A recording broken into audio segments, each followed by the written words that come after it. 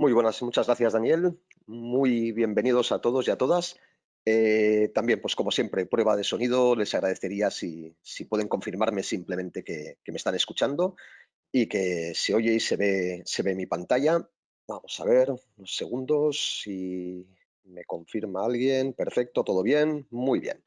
Pues vamos a empezar con esta webinar. La idea es, como comentaba Daniel, presentar lo que son las conclusiones o las primeras, bueno, las principales conclusiones, mejor dicho, de esta encuesta, de esta Risk Survey 2020, que ha versado pues, bueno, sobre toda la crisis que hemos tenido con COVID-19.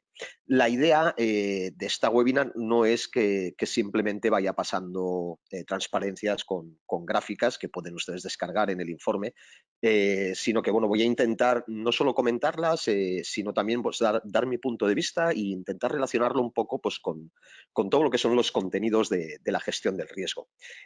Sobre todo, muy importante, o sea, mis reflexiones al respecto son opiniones personales. Estamos en un momento, en una etapa de incertidumbre pura, no, pero sí de mucha incertidumbre y por lo tanto, pues lo que toca es especular con el máximo criterio posible, pero especular, es decir, que no se tome nada de lo aquí referido como absolutamente cierto. Vamos entonces sin más demora, a trabajar el tema de la encuesta. Bien, por si no lo saben, que lo habíamos comentado en algunas otras ocasiones, esta encuesta se realizó pues durante más o menos 15 días.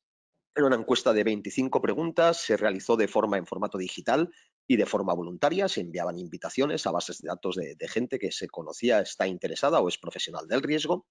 Y la idea es, pues bueno, a partir de 3 bloques de preguntas, 25 en total, pues tomar un poco el pulso a cómo el profesional del riesgo estaba, de alguna manera, pues bueno, contemplando la realidad de esta crisis en diferentes puntos del mundo, básicamente de habla hispana, como veremos ahora, y también un poco, pues, cuál era la percepción que se tenía sobre el futuro más inmediato. A partir de aquí, comentar muy rápidamente que todas las preguntas, todo esto lo tienen ustedes en el informe si se lo quieren descargar, es simplemente por hacer una introducción. Primero, saber que todas las preguntas son formuladas en términos de selección, mediante listas de opciones, algunas de ellas en las que solo se podía seleccionar una opción, algunas de ellas permitía seleccionar tres opciones en multicheck. Y que también es importante que 10 de las preguntas eran referidas al perfil del encuestado o encuestada. Cuando me refiero al perfil, me refiero a en qué tipología de empresa trabajaban, tamaño, sector, qué tipo de estudios o formación de base tenían, si tenían formación, experiencia complementaria en materia de riesgos, etcétera. Esto pues, nos lleva a que, por lo que hemos ido analizando, pues, podamos extender digamos, las conclusiones de este estudio a un siguiente estudio que versará sobre el perfil del profesional del riesgo de habla hispana, que también entendemos puede ser muy interesante. Pero ahora vamos a centrarnos básicamente aquí en lo que ha sido las preguntas más relacionadas pues, con los efectos del COVID. Y nos centraremos sobre todo al final, en la parte de la gestión, es decir, cómo aborda o cómo entiende el profesional del riesgo que las empresas van a abordar esta disciplina pues, a partir de ahora o como consecuencia de esta crisis. Muy bien, que se sepa, lo dicho, el ámbito es internacional, mayoritariamente países de habla hispana, la población, el universo, mayores de 18 años. Esta es la ficha técnica habitual de cualquier informe que se hace sobre una encuesta.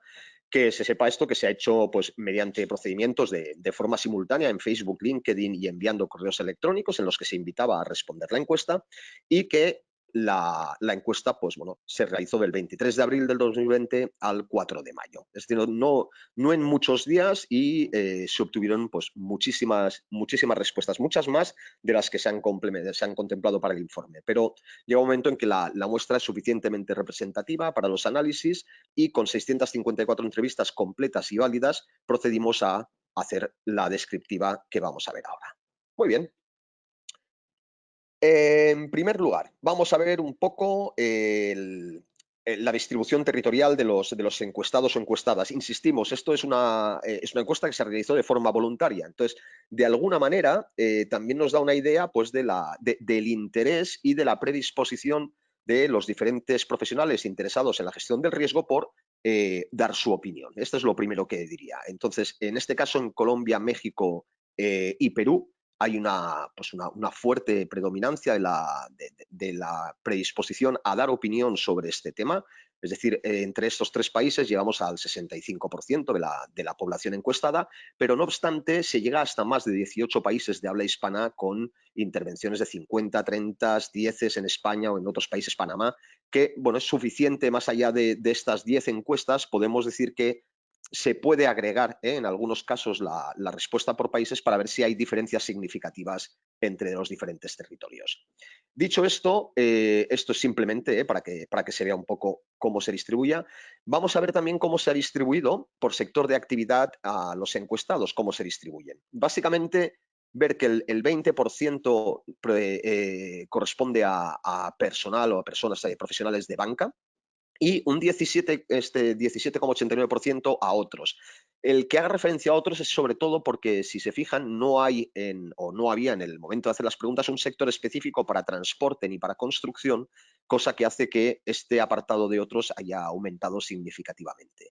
Entonces, básicamente aquí podríamos tratar esto como transporte y construcción, este 18%. Luego tenemos banca, y muy destacable el hecho de que haya un 16% de los entrevistados que trabajan en el sector industria, y también un 16% en el sector comercial y servicio. Básicamente lo que podemos decir es que, aparte de lo que es el sector energético o sanitario o el turismo, ¿de acuerdo? Que queríamos ver, bueno, en qué medida los profesionales del riesgo estaban trabajando o se habían llegado a dar cuenta de que había esta encuesta. Más allá de esto, la muestra en cuanto a sectores de actividad es muy heterogénea. La verdad es que, bueno, con porcentajes del 10% del sector público, un 10% de seguros y más de un 15% en otros, industria, banca y comercial y servicio, podemos decir que es bastante destacable. En el informe verán que hay algunos matices respecto a algunos países en concreto. Es decir, cuando nosotros realizamos el análisis de los datos, por un lado los agregamos, todos los encuestados, y por otro lado vemos si hay diferencias significativas entre países. Es decir, si vemos que en algún país destaca más algún sector que otro, o destaca más a alguna carrera que otra, profesional. En este caso, en México y Chile, destacaba básicamente el sector industrial. Es decir, así como la media de todos los encuestados estaba en torno al 16%, el 30% de los encuestados en México y Chile pertenecían a profesionales del sector industrial. Bueno, esto es, tenemos que leerlo más en clave bueno, ¿qué nos están diciendo? Más allá de cuánto altas son las columnas. Esto lo que quiere decir es que realmente, más allá de lo que se puede pensar, que el riesgo es una disciplina de banca y seguros, estamos viendo que la industria y, en este caso ahora, las empresas comerciales y de servicios tienen un interés mayor de lo que a priori se pueden pensar aquellas personas que trabajan exclusivamente, pues, en el sector banca, seguros, o diría yo hasta en consultoría. ¿De acuerdo? Por lo tanto, primera gran conclusión: industria y comerciales y servicios no son nada ajenas a la disciplina de la gestión de riesgos. Otra cosa es que el nivel de madurez en estos sectores, como veremos, sea menor. Pero de entrada, el interés está tanto en comercial y servicios como en industria como en banca. Muy bien. Aparte de esto, poner de manifiesto, también se preguntaba en qué tipo de empresas trabajaban los diferentes encuestados y encuestadas, que se vea que la distribución es, una vez más, muy heterogénea. Esto a veces, cuando hacemos análisis de informes, pues no hay tanta suerte de conseguir tanta heterogeneidad, pero fíjense que el 30 y el 40% respectivamente se trata de grandes empresas, medianas y pequeñas empresas, un 15%, digamos, de multinacionales y un 12% de micro. Bueno, esto quiere decir que hay una distribución o que el muestreo ha sido muy, muy heterogéneo, ¿de acuerdo? Eso es muy representativo de pues el mercado laboral o de la situación socioeconómica de los diferentes países.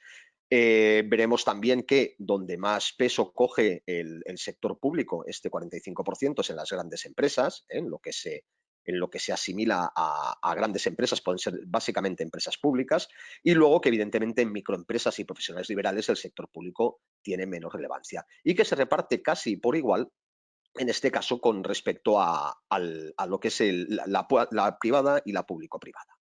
Muy bien. Sigamos. Más de las cosas que se pedían, porque se hagan una idea, es si si los encuestados y encuestadas tenían formación específica más allá de la reglada, de la reglamentaria, en materia de gestión de riesgos. Y obtenemos que un 70%, ya sea con maestría en un 43%, ya sea en otro tipo de estudios de posgrado, por ejemplo, o ya sea disponiendo de una certificación en G31000, más del 70% tienen, digamos, formación específica en gestión de residuos.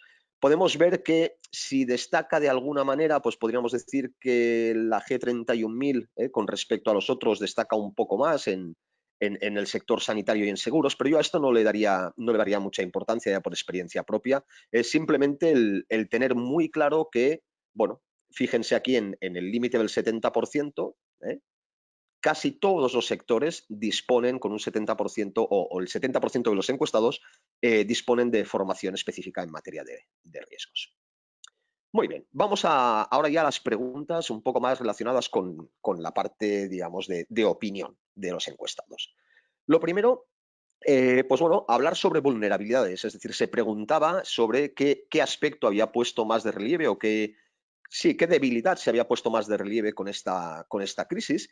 Y aquí, como podrán ver, sí que ya hacemos una distinción por países por el siguiente motivo. Perdón, que voy a subirme este de aquí para que pueda ver. Aquí, perfecto, disculpen.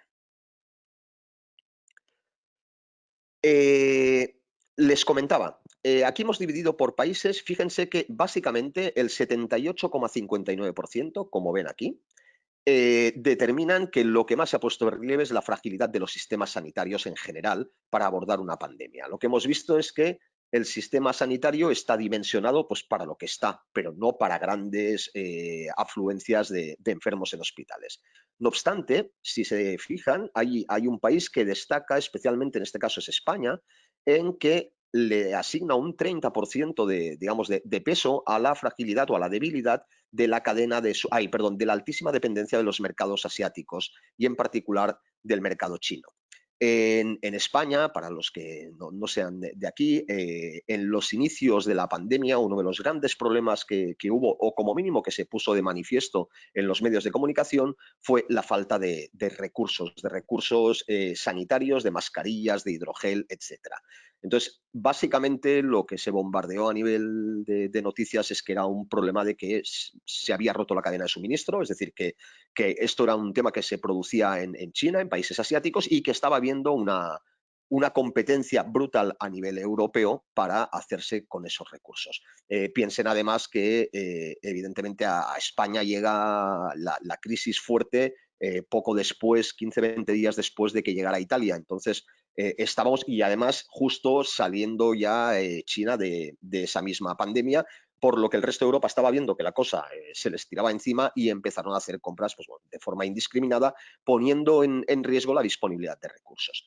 Esto es lo que hace que, y se ve perfectamente en la encuesta, en España, pues el peso de la dependencia a los mercados asiáticos coja especial relevancia. Y también importante, bueno, importante no, relevante, y aquí que cada uno extraiga su propia conclusión, especialmente si son de Chile. El caso de Chile, en cuanto a que se ha puesto de manifiesto ya me saldrá, la fragilidad del sistema financiero. Seguramente, y por lo que he podido leer, ha sido más una coincidencia en el tiempo que no una consecuencia de la crisis. Pero bueno, que se sepa, básicamente los dos datos destacables son Chile y España. En uno pues puedo hablar por experiencia propia. En los otros países, fíjense que básicamente pues, todos más o menos tienen unos comportamientos similares. Se podría decir que Bolivia y Perú, pues bueno, desde el punto de vista del sistema sanitario, pues lo consideran, y Colombia, perdón, lo consideran muchísimo más frágil, que hasta cierto punto pues tiene sentido y nada más. Simplemente esto, ver que se ha puesto de manifiesto la fragilidad del sistema sanitario y que en España pues se ha puesto muy de relieve la parte de la dependencia de China. Ahora mismo también se están preguntando, dice, bueno, pues cuando haya vacuna o cuando haya un medicamento eficaz, el problema ya no es tanto de capacidad científica para descubrirlo, sino de capacidad industrial para producirlo y distribuirlo. Entonces, bueno, veremos dónde llega primero la vacuna y cómo llega y, bueno, si eso realmente pues, acaba siendo un problema. Seguimos. Otra de las preguntas que se hacía era el cómo se consideraba el papel de la OMS. La OMS, pues como organización internacional, un poco, pues bueno, ha sido o había sido un referente en todo lo que tiene que ver con, pues con digamos, con el concepto de pandemia, sobre todo cuando habían epidemias en África.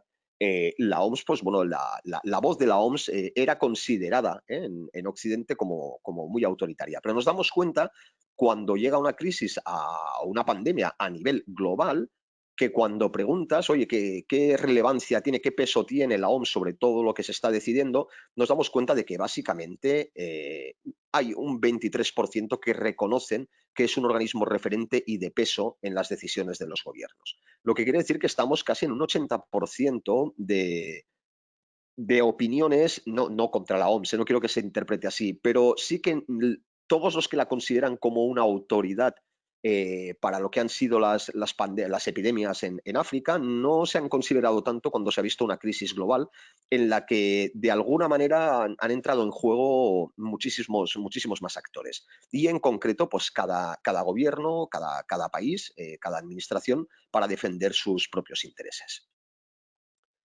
Esto lo voy a ir pasando relativamente rápido por lo que comento, porque ustedes tienen el informe y me gustaría llegar a aquellas partes en las que puedo aportar yo un poco más con opinión y con un poco más de desarrollo. Otra de las cosas que se preguntaba, y como curiosidad, es sobre qué economía del mundo o qué economía del mundo se consideraba que había sido o que podía ser la más afectada.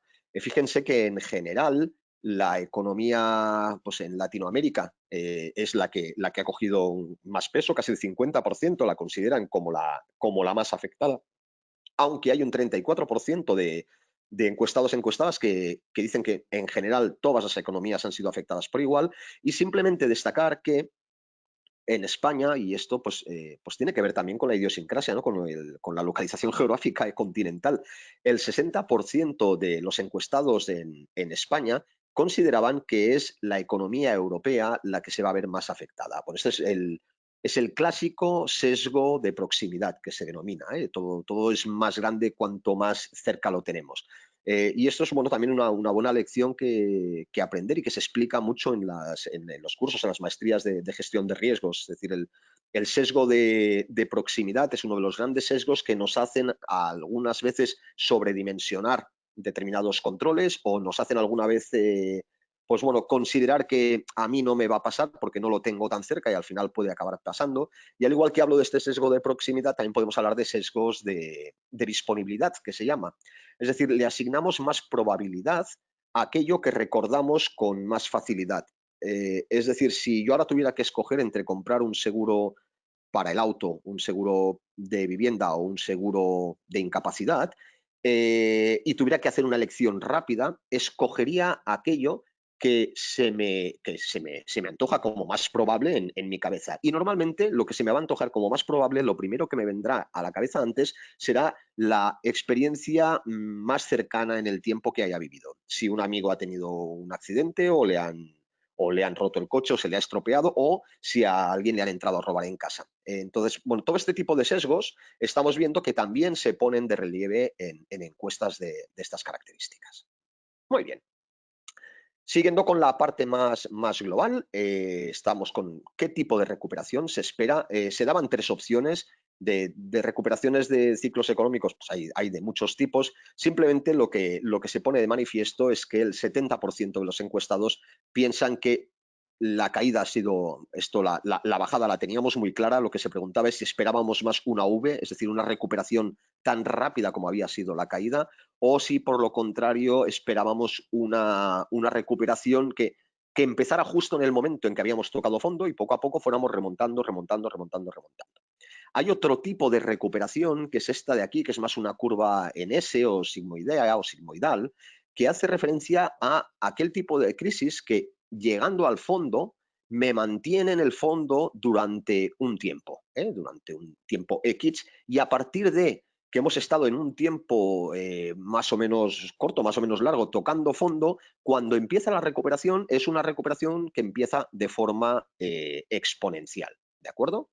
Entonces, bueno, hay muchos tipos, esto se lo recomiendo pues, por si tienen interés en la materia. Es muy interesante verlo porque también cuando estamos gestionando riesgos en general, tenemos que decidir qué tipo de eventos van a ocurrirnos, qué impacto tendrá, pero también tenemos que pensar en qué tipo de recuperación tendremos nosotros tras el impacto. Muchas veces los gestores de riesgos o los gerentes de riesgos olvidan el tipo de recuperación que se tendrá tras un impacto y se centran en mitigar que no pase, que está muy bien, y en, digamos, en contabilizar el impacto que tendría si me sucediera, pero el impacto instantáneo. Y no piensan que si la recuperación luego es mucho más larga, el impacto acumulado no es simplemente el contabilizar hasta dónde debajo había llegado cuando toqué fondo. Espero que se haya entendido este concepto. Bien, el tercer bloque, y es en el que me gustaría pues, trabajar un poco más, es el de crisis, COVID y empresa. Básicamente, pues bueno, lo primero que se pregunta es saber si la gente tiene una percepción clara de los sectores de actividad que se han visto más afectados. Básicamente, pues que tenemos que el 43% opina que el turismo y las empresas comerciales y de servicios.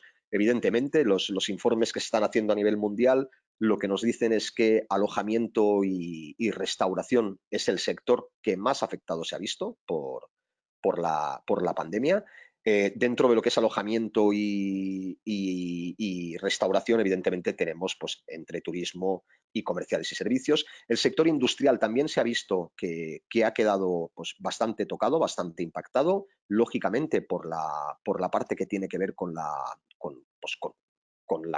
rotura de la cadena de suministro, pero sobre todo con la paralización de las actividades.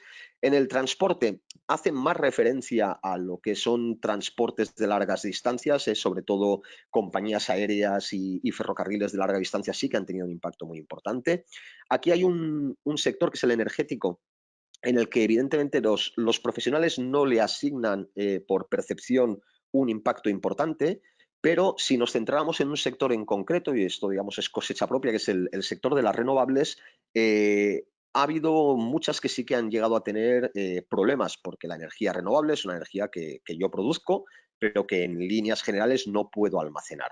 Es una energía que se consume cuando se produce. Hablo en líneas generales. Evidentemente, si yo paralizo la industria, paralizo ese consumo energético y esa energía mm, no la voy a poder vender, es decir, ese pool, ¿no? que yo había destinado para poder distribuir se queda a valor cero. Y eso ha tenido un impacto importante sobre las cuentas de resultados de muchas de estas industrias energéticas que más que, aparte de las grandes empresas, muchas de ellas son inversiones para generar y para explotar una instalación durante unos años. Simplemente dejar este punto aquí. Destacar que banca y seguros no se consideran sectores pues que hayan sido afectados. Y esto, pues de alguna manera también casa con la idea de que esta crisis que estamos teniendo, que no diría que hemos tenido porque la estamos teniendo todavía, es más una crisis de demanda, es una crisis asociada a que no se pueden mover las personas. Es una digamos, lo que vengo a denominar es una crisis que deriva de un evento cuyas consecuencias son el distanciamiento social y el confinamiento. Entonces, a partir de ahora, hablar de eventos que nos lleven a confinamiento y a distanciamiento social nos hará pensar en eventos que tengan las consecuencias que has tenido este COVID.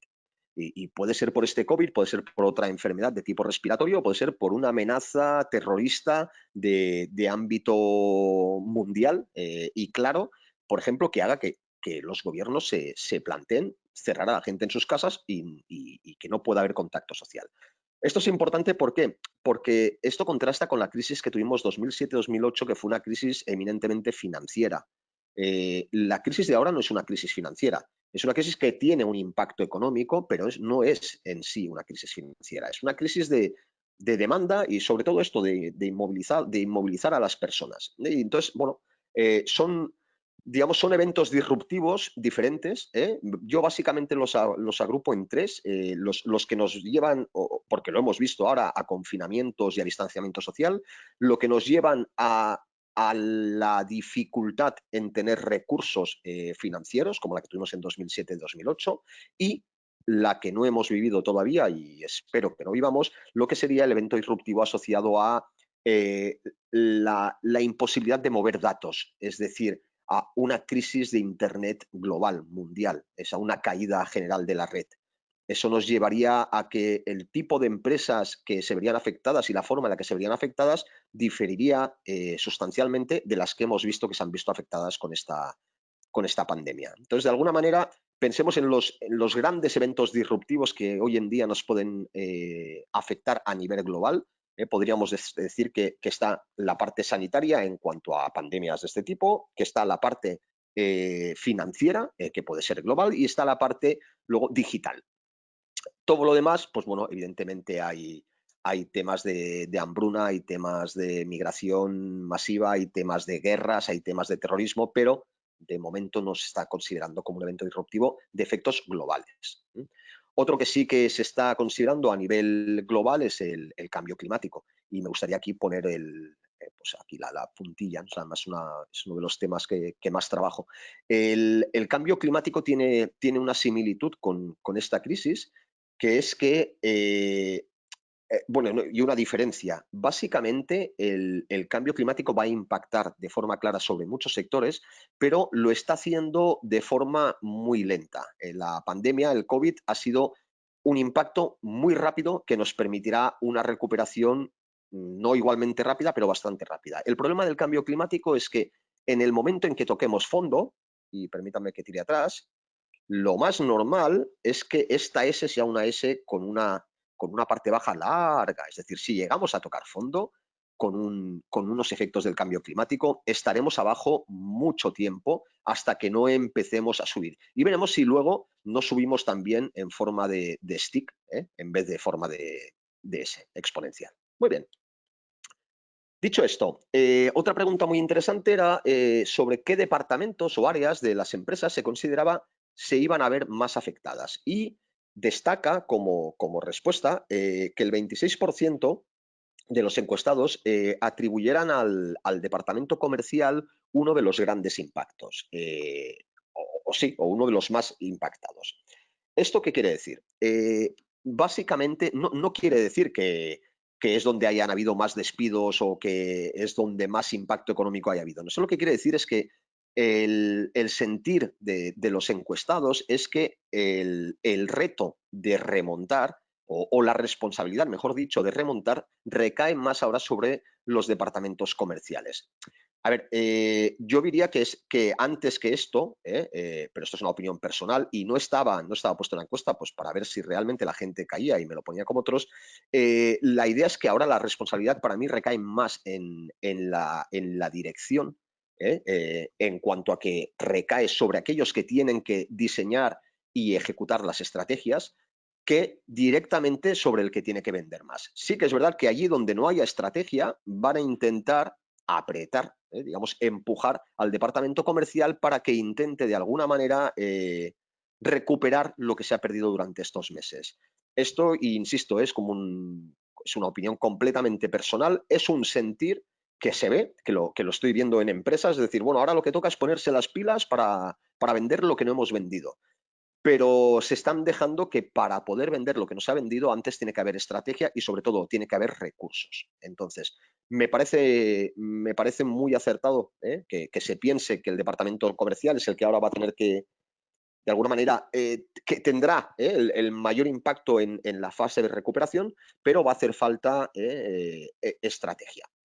Marketing y comunicación no se le dio mucho peso y luego al tema financiero. Al tema financiero, pues por lo mismo, es decir, estos normalmente suelen ir acompañados cuando haces consultoría en empresa. Si tengo problemas financieros, lo que tengo que hacer es vender más. Pues bueno, no son empresas. Perdón.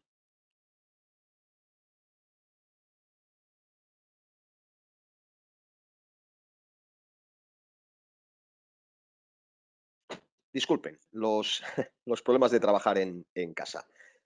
A ver, que esto es otra de las cosas que no tratamos en la encuesta. Esperamos hacer una más adelante sobre el tema de los cambios en los hábitos de trabajo y en lo que está suponiendo el teletrabajo. Bueno, A partir de aquí se preguntaba también qué aspectos habían condicionado el impacto y la respuesta. Es decir, bueno, de qué dependía que las empresas se hubieran visto más afectadas y cómo. Y a partir de aquí, pues bueno, tenemos que básicamente lo que se considera que más relevancia tiene para ser resiliente es la solvencia financiera y el sector de actividad en el que operas. Muy, muy lógico, muy evidente. Entonces, lo que preocupa aquí, o lo que preocupa, lo que tiene interés en este tipo de preguntas es no quién ocupa la primera y la segunda posición, sino normalmente quiénes ocupan la tercera y la cuarta posición. En este tipo de encuestas, la primera y segunda preguntas, y verán si se baja en el informe qué pasa con más de una, las primeras y las segundas son las obvias. Entonces, donde está la información es en la tercera y la cuarta, ¿de acuerdo? Que es lo que discrimina un poco. Fíjense la gran importancia que se le da en relación al resto a la capacitación de los directivos para hacer frente a una crisis de este tipo. Es muy importante. Evidentemente, el tamaño y el país en el que se opera, pues bueno, tiene el tamaño, sobre todo, pues tiene una relación bastante directa con la solvencia financiera. Pero que la capacitación de los directivos sea tan alta, quiere decir que el profesional del riesgo le da mucho valor a la forma en la que se toman las decisiones. Eso quiere decir que realmente sí que han contestado mucho, mucho profesional del riesgo, porque al final la disciplina de la gestión del riesgo es la disciplina de la gestión de la toma de decisiones. Lo que pasa es que es una toma de decisiones no utilitarista, es una toma de decisiones en ambiente de incertidumbre y, como decía antes, sujeta a sesgos heurísticos como la disponibilidad o la proximidad. Muy bien, y ahora vamos ya a la parte más de empresa, en el que ya se pregunta, bueno, cómo creen que la disciplina de la gestión del riesgo va a verse afectada. Si realmente, pues bueno, va a haber algún cambio o no. Básicamente, pues bueno, siendo profesionales de la materia, es lógico, pero bueno, se piensa que se va a tener mucho más presente en las futuras políticas de las organizaciones en un 65%. Luego las otras que no va a cambiar mucho, que se va a tener más o menos. Cuando no hay ningún análisis, y esto cuando se descarguen el informe lo verán, cuando no hay ningún análisis ni por país ni por sector, quiere decir que las respuestas son homogéneas, es decir, que en todos los países se opina igual y en todos los sectores se opina igual. No quiere decir que los de banca, si diera la casualidad que la mayoría de la gente que trabaja en banca hubiera dicho que no va a cambiar mucho, esto se vería reflejado aquí, ¿de acuerdo? Siempre hemos tenido en cuenta si hay posibles correlaciones o causalidades entre sector, territorio y respuesta. Y finalmente, que es con la que me gustaría extenderme un poco más, me quedan 8 minutos, se mostraban toda una serie de ítems, digamos, de tareas dentro del mundo de la gestión del riesgo, desde lo que es hacer análisis y mapas, revisar políticas, externalizar y hacer consultoría, tener en consideración estándares de gestión de riesgos, formar y capacitar al personal, hacer una mayor transferencia del riesgo, más contrato, más seguro, a mirar, buscar y analizar más informes sectoriales relacionados con el riesgo o tener un mayor interés en jornadas y eventos y finalmente el tener en cuenta los modelos de madurez. Y ahora les explicaré en qué consiste cada uno de ellos. Primero centrémonos en las respuestas. La que más peso coge es la de realizar modelos de madurez. Un modelo de madurez no es más que un análisis, un checklist de decir dónde estoy.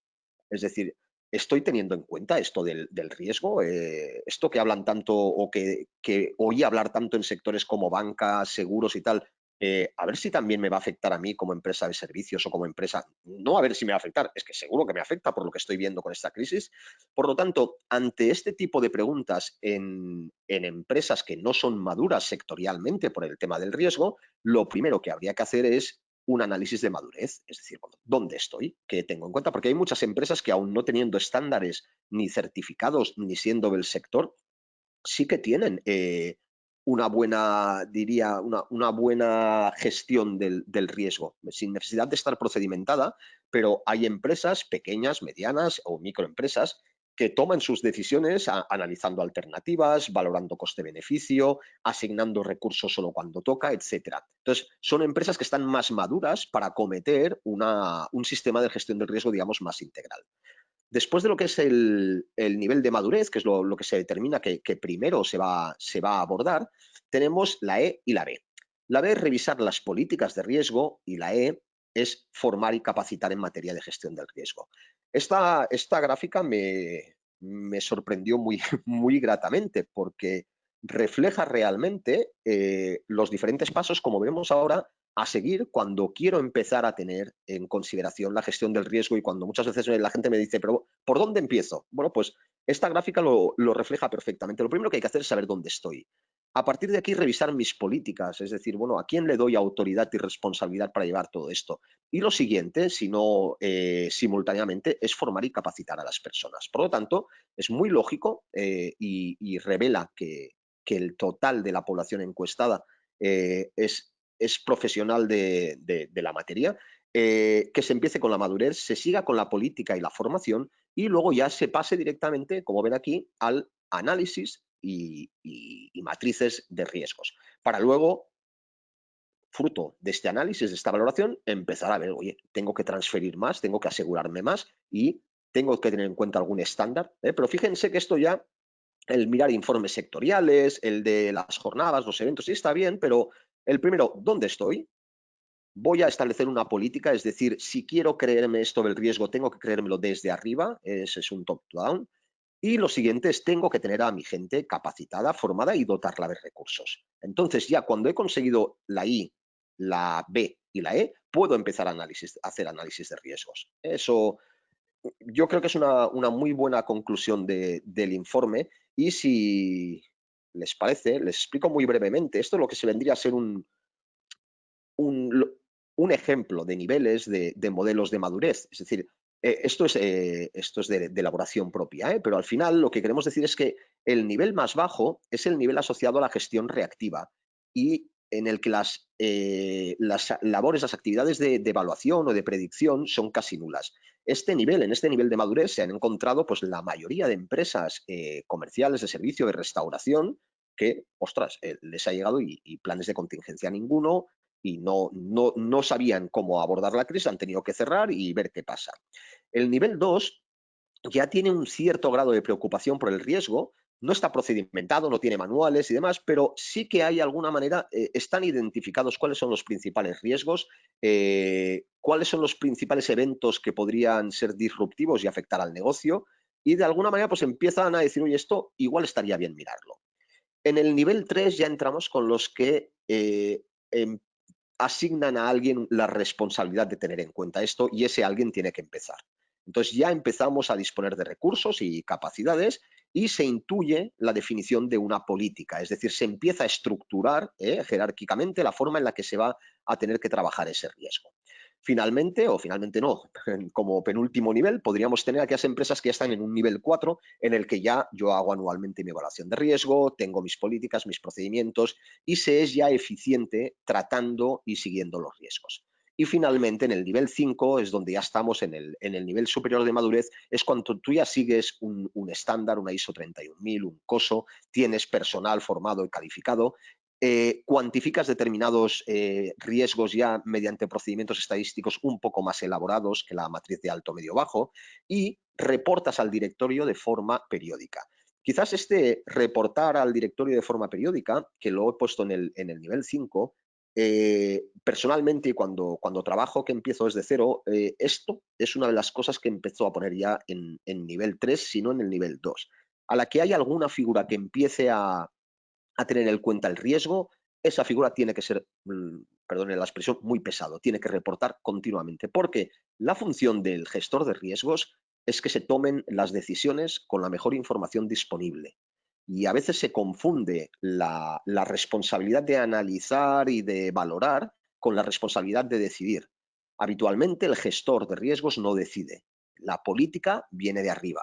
Otra cosa es que el gestor de riesgos haya identificado dichos riesgos, los haya puesto en una matriz, los haya caracterizado, les haya asignado probabilidad de ocurrencia, severidad, magnitud, los haya comparado con los criterios que previamente el directorio ha marcado como criterios de decisión y les haya asignado, digamos, un valor dentro de un mapa de calor de forma que se pueda intuir primero visualmente y luego analizando los números si ese riesgo pues, es importante actuar de él de forma inmediata, inminente, o puede esperar, o tengo que transferirlo, o minimizarlo, o lo que toque. Y en este sentido, Y con esto ya acabaremos la exposición. Lo que quiero, me ha gustado entretenerme un poco más, que se vea, y si tienen ocasión de descargarse este informe, para mí esta es la gráfica que más valor tiene para alguien que quiera trabajar en el mundo de la gestión del riesgo, que no esté en un sector ultra especializado o que quiera empezar ahora o que quiera hacer consultoría. Esta gráfica tiene un nivel tiene un valor muy, muy alto. Lo siguiente es que se den cuenta de que al final los niveles de madurez determinan el tipo de acciones para las que están preparadas las empresas. Es decir, si yo estoy en un nivel 1, no me voy a poner a formar a la gente en diseño y elaboración de reportes o en cursos avanzados de R o de Python o en Big Data y modelos de Deep Learning. No, la idea es, vamos a empezar con la concienciación, y la formación de concienciación y de identificación y transferencia no tiene nada que ver con la formación en técnicas y herramientas. Entonces, muchas empresas empiezan diciendo, no, yo quiero empezar sabiendo lo que es el análisis de Monte Carlo, cuando todavía no se ha entendido para qué se tiene que hacer ese análisis de Monte Carlo, y eso lleva a que luego, cuando se saben hacer estas cosas, si no se ha hecho esto antes, los resultados de esto fracasan. ¿Por qué? Porque no se saben reportar, y cuando el decisor la información que se le da no la encuentra de utilidad porque no la entiende, por mucho que la técnica sea buena, la gestión de riesgos que se ha hecho es una mala gestión. ¿De acuerdo? Por lo tanto, esto nos da, lo que quiero trasladar, esto forma parte de la clase del máster de modelos de madurez. Lo que quiero trasladar con esta slide es que el nivel determina, por un lado, cómo estoy en la consideración del riesgo, pero a la vez, qué estoy preparado para acometer. Entonces, no queramos pasar al nivel 4 o al nivel 5 de golpe si estoy en nivel 1. Entonces, la primera consultoría para un nivel 1 no es hacer un macroanálisis de riesgo y mapas de calor. Es decir, bueno, vamos a solucionar primero cuestiones concretas a las que te estás enfrentando y para los que no tienes capacidad de reacción en caso de que te suceda. Luego ya desarrollaremos este mapa de riesgos cuando tú ya has entendido que estás concienciado que esto de la gestión del riesgo es importante, cuando tú a nivel de directorio has entendido qué quiere decir un criterio, el apetito al riesgo, un nivel de riesgo, un dictamen. Entonces empezaremos a trabajar la asistencia a este diseño o desarrollo en mapa de riesgos. Digo asistencia o la consultoría en caso de empresas que no pueden permitirse un departamento al respecto. Y finalmente, por lo que respecta al software, no empecemos con grandes soluciones informáticas de cosas que todavía no estamos preparados, no para analizar, sino para entender sus resultados. Ahora, lo que sí que es muy importante desde el nivel 0, es recopilar. La información, el histórico, al final tiene valor cuando llego a nivel 5, pero si no lo hice cuando estaba en nivel 1, al llegar a nivel 5 nos encontramos de que sí puede ser todo muy potente, pero me faltan históricos.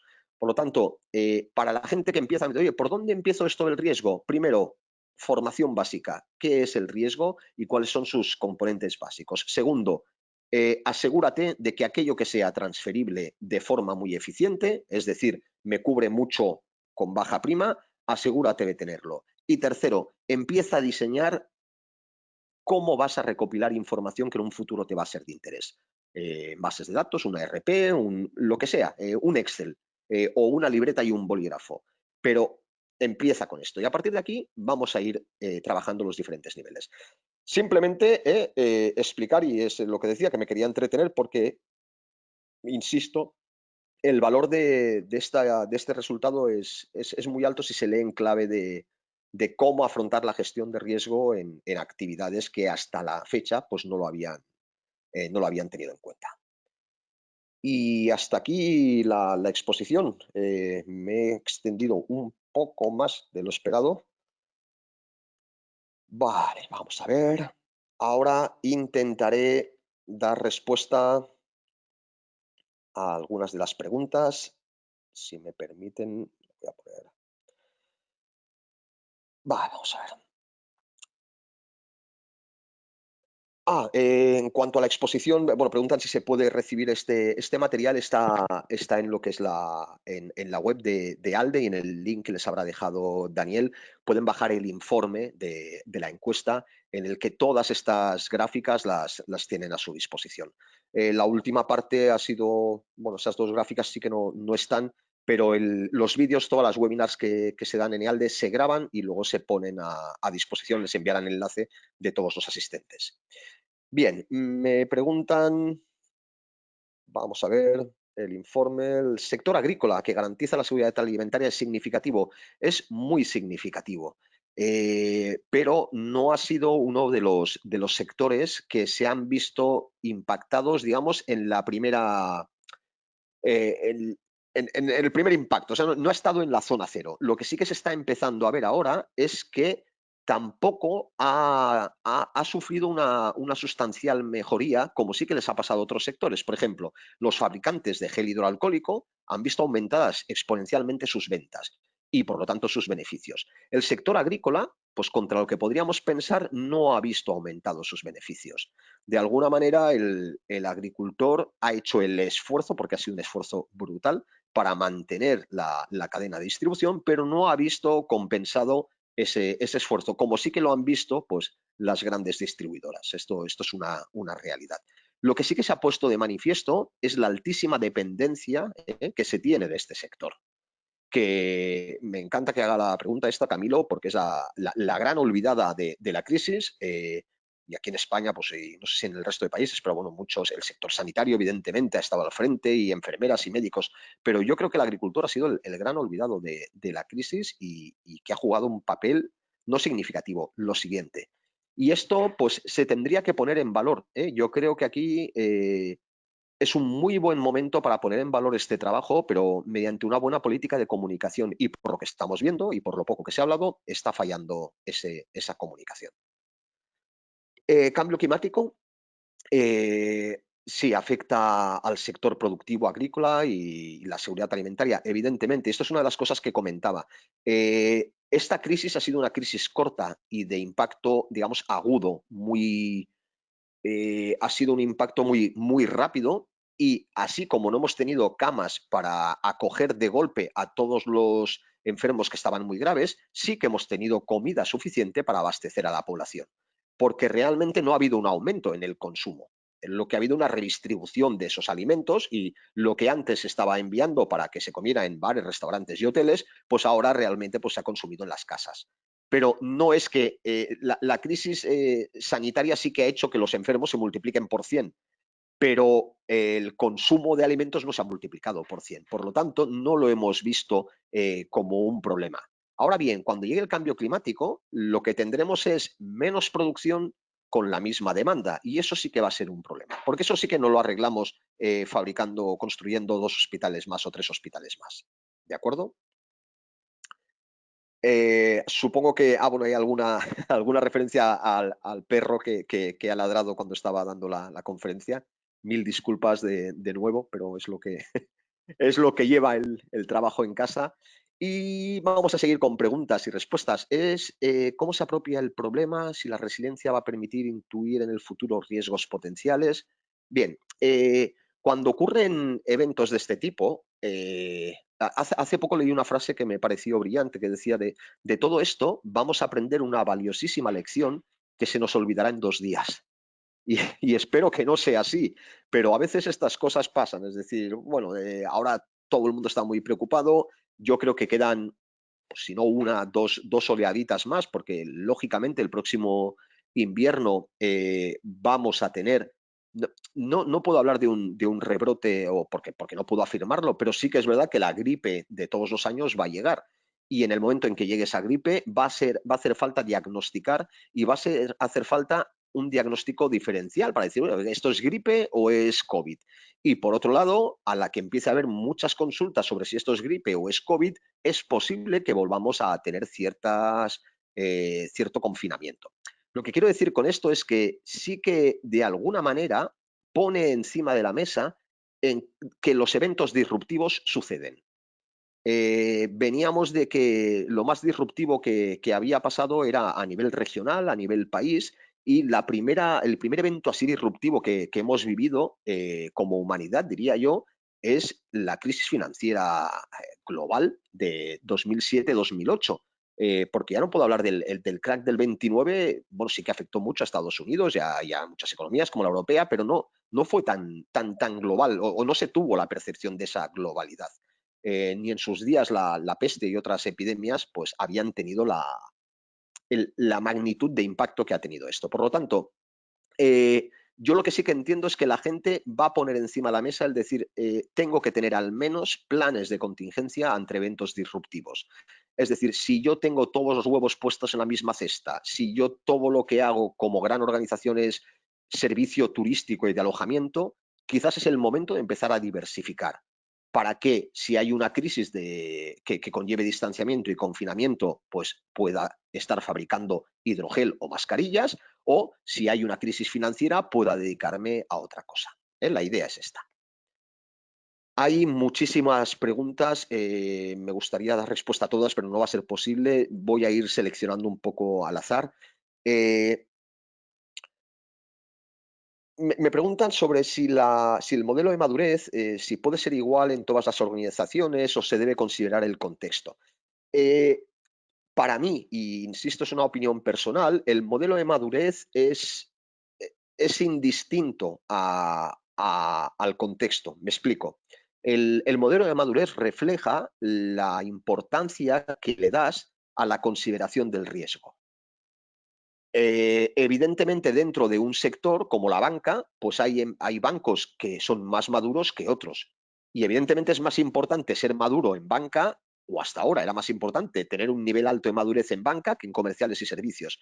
Pero si os fijáis, a la que pueda haber eventos disruptivos de ámbito global, o hasta diría yo sectorial, el modelo de madurez no está influido por el contexto. Porque a mí ahora no me ha afectado el confinamiento, por ejemplo, pero me puede afectar un apagón digital global. Es decir, no me puede seguro. Yo dejaría de trabajar si cayera Internet. En cambio, para una persona que tiene un pequeño café bar, pues ha dejado de trabajar por un confinamiento. Entonces, el nivel de madurez al final lo que determina es la, la importancia que le das tú a tener planes de contingencia y la importancia que le das tú a que las cosas malas no tienen por qué pasar, pero pasan. Entonces, mejor estar preparado que no. Vale. BBDD, me preguntan por el significado de las siglas, son bases de datos. Básicamente lo que me refiero es que recopilar información siempre es interesante y a veces antes de hacer grandes desarrollos para recopilar mi propia información, es bueno estudiar si hay alguien que ya lo esté haciendo y me puede ser de utilidad. Entonces, si se tiene acceso a la presentación, no. Bueno, lo que es esta presentación, lo que tienen acceso es al vídeo entero. Vale, metodología. A ver, ¿qué metodología puedo utilizar que sea más útil para realizar una gestión del riesgo en emergencias? Bien, eh, no sé exactamente si se refiere Wilson a emergencias como sector, emergencias ante desastres naturales, o si se refiere a eventos con consecuencias agudas y directas. Es decir, hay eventos como este COVID que, como he dicho, son de impacto alto y de consecuencias inmediatas. Hay otros que son de impacto alto y de consecuencias, digamos, más a largo plazo, pero más acumulativas, que es el ejemplo del cambio climático. Yo les recomiendo a todos ustedes que hagan el ejercicio de intentar comparar mentalmente qué diferencia hay entre el cambio climático y la crisis por COVID y extraerán muchísimas conclusiones.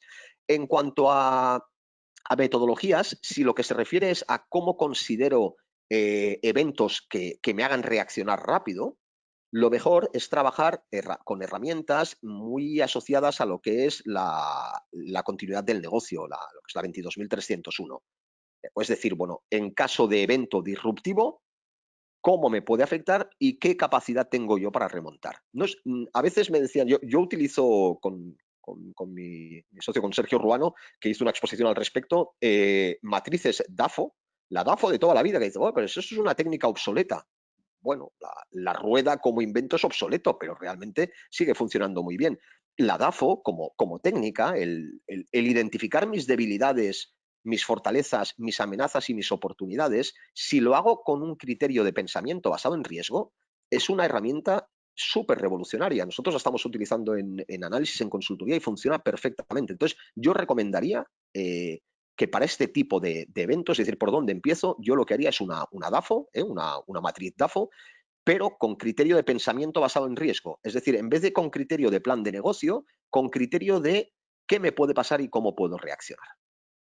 Y me sabe mal, pero el tiempo apremia y tampoco puedo extenderme mucho más. Eh, vale, comenta también Lilian que se ha visto que a nivel mundial el sistema de salud se ha visto muy afectado, inclusive en países que son grandes potencias. Y me pregunta mi opinión. Mi opinión es que es muy lógico, es decir, no se puede tener dimensionado todo un sistema de salud a nivel mundial para la peor de las situaciones posibles. Y es una lástima. Pero tampoco ninguna empresa puede estar dimensionada para dar respuesta a todos los eventos disruptivos que se den. Ahí está, digamos, la gracia, ¿no? El arte de tomar decisiones y de redistribuir los recursos lo mejor que se pueda. Evidentemente, aquí cada uno tiene sus preferencias y personalmente mi preferencia primera es la salud y la alimentación, ¿de acuerdo? Pero el sistema económico global en el que vivimos hace que nos encontremos con que los recursos son limitados en cuanto a que se tienen que repartir entre muchas necesidades y no necesidades, ¿eh? Y por lo tanto, que se haya visto afectado a nivel mundial, sí, porque ni el mayor ni el más rico de los países tiene su sistema dimensionado para si algún día pasa algo. Entonces, bueno, esto va a hacer cambiar las cosas, pero tampoco va a mantener ningún país, eh, yo qué sé, 100 camas por cada 1.000 habitantes de UCI por si acaso, porque no es sostenible. A ver, ¿qué mayor enseñanza considera usted que le deja a las organizaciones el COVID-19 y qué deben hacer de ahora en adelante? Porque existe un antes y un después. Bueno, lo primero es que eh, esto va a hacer que muchos directorios se planteen algo que el personal, digamos, de mando intermedio y ejecutivo medio ya hacía tiempo que veía y alertaba. Entonces, bueno, de alguna manera se pone en valor, para empezar, se pone en valor la profesión del gestor de riesgos. Eso no quiere decir que si yo tengo gestores de riesgos vaya a acertar más o, mejor dicho, vaya a evitar todo lo malo que me puede pasar. Pero sí que voy a estar preparado cuando lleguen esas cosas malas, o como mínimo para aquellas que son más probables que lleguen. Por otro lado, yo no me puedo preparar para lo que se denominan cisnes negros. Un cisne negro es algo que nunca antes ha sucedido y que tiene un gran impacto. A veces me preguntan si COVID-19 es un cisne negro. A mi entender, no es un cisne negro porque una pandemia es algo que ya ha sucedido en la historia de la humanidad.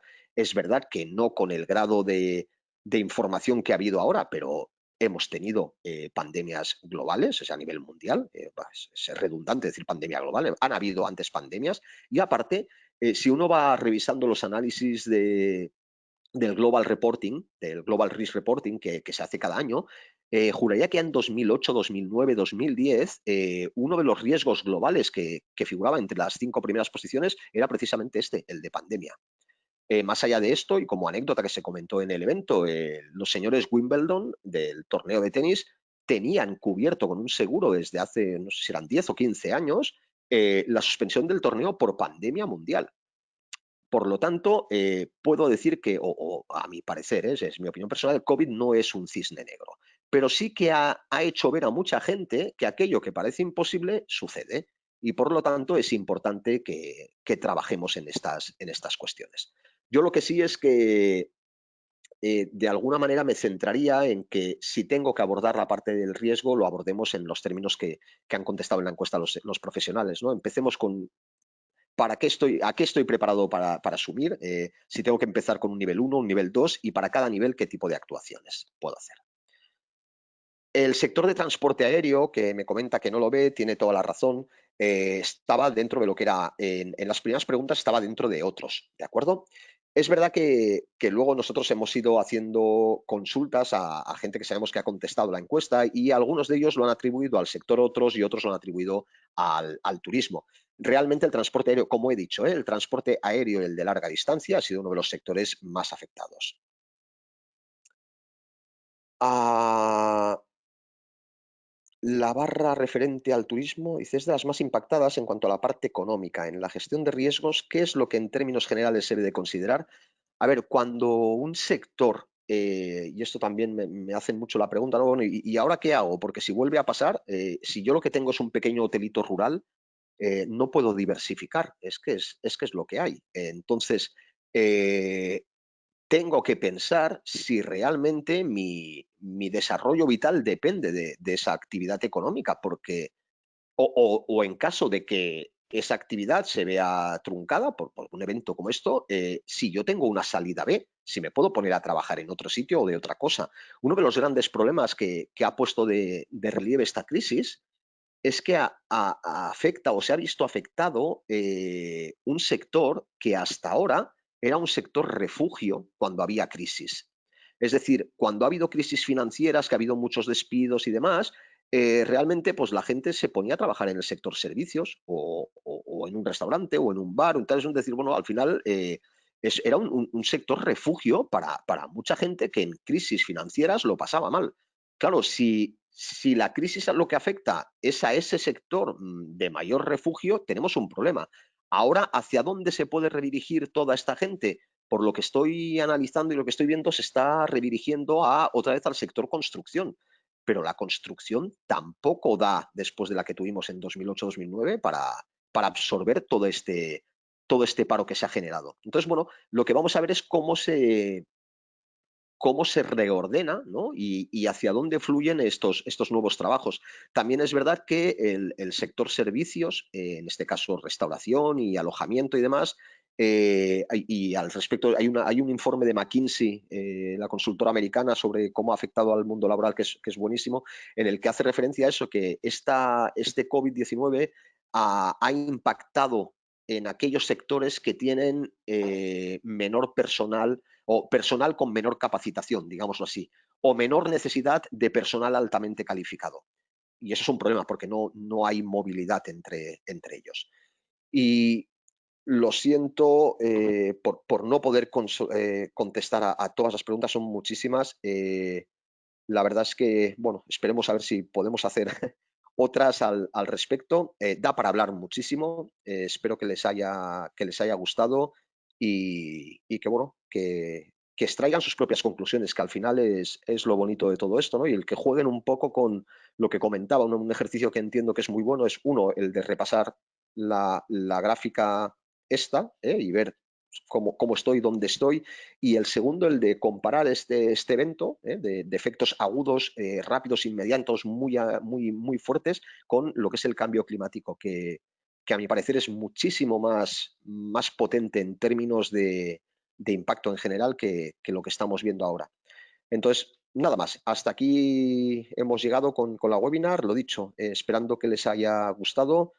Un fuerte abrazo y hasta la siguiente.